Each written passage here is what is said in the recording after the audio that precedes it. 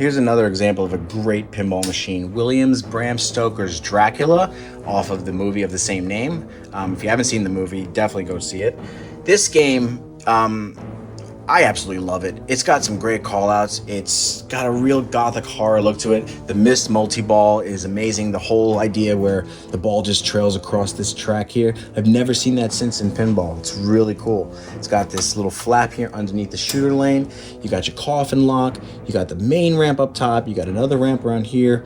This game is a lot of fun. It's a great shooter, and this one is in great condition as well. I'm going to show you how a PinSnake can tackle it. Okay, starting easy with the shooter lane. I'm gonna go ahead and just lay it right onto the metal flap. There's a piece of plastic here. Then the lane goes all the way underneath this main ramp and just ramps off into the right orbit. So you see, just by laying the PinSnake there, I can kind of guide it right through and it'll poke out on the other side. Pretty straightforward.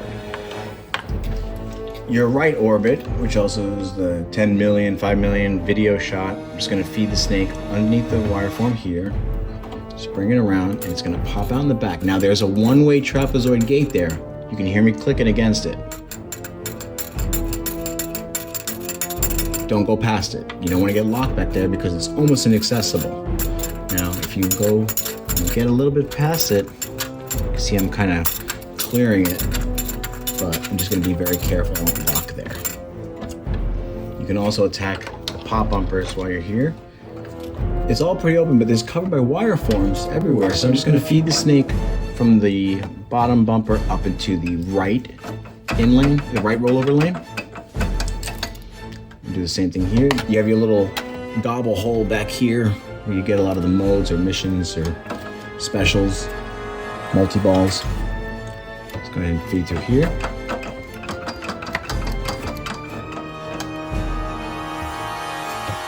And then for the middle rollover, I'm just going to come in from the right side of the bumper, just kind of guide it up here. There you go.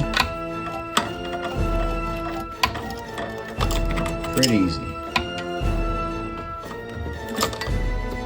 Okay, so right here, there's a ramp shot.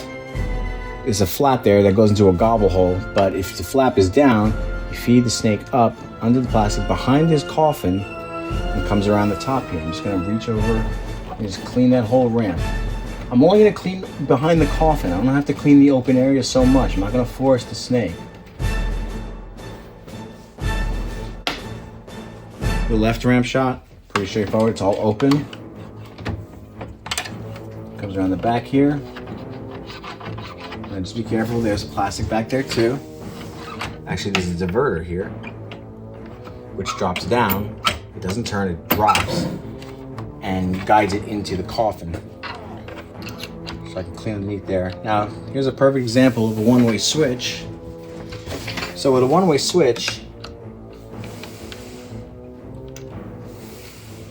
basically, you can guide the snake right up to it, but if you go past it, it's gonna allow you to go through, but it's like tire spikes. It's not gonna let you go backwards too easily. You could get caught right on the head there.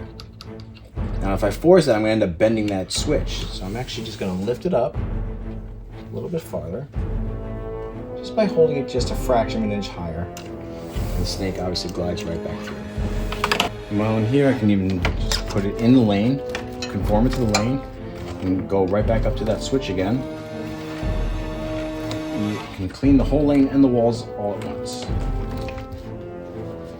It's going to conform it to the lane, hold down on the top, and just scrub.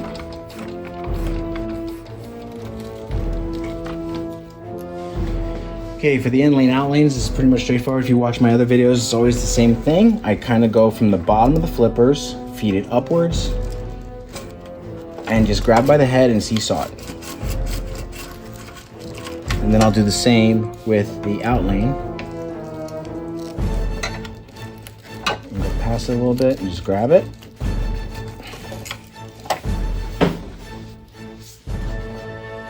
And do the same here.